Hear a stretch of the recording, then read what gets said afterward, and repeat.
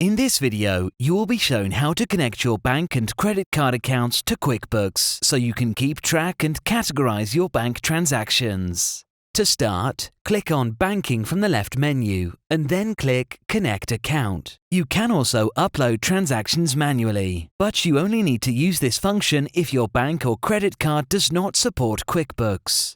Now, QuickBooks shows us a couple of popular choices in this bottom area. But you can also type the name or URL of your bank in this search bar. Once you have selected your bank, you will be asked to enter your username and password that you use for your online banking. On this page, click on Agree to consent to connecting your bank account to QuickBooks. Then, QuickBooks creates a secure connection to your bank. At this stage, you may be asked to enter additional sign-in information. Just follow the on-screen instructions as required. QuickBooks allows you to connect to multiple accounts linked to the same account or credit card. On this page, choose the bank accounts you want to connect. You can select multiple accounts at the same time. Let's select the current account already set up for this first one. But for the second one, let's enter a new account.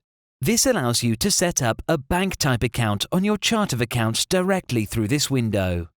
For detailed type, let's select Savings and then Save and Close.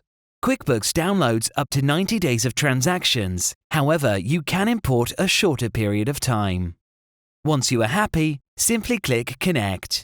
Now we wait for QuickBooks to download your bank transactions, and you're all set.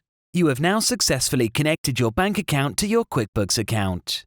If you want to connect more bank accounts at a later date, simply click on Add Account on the banking page.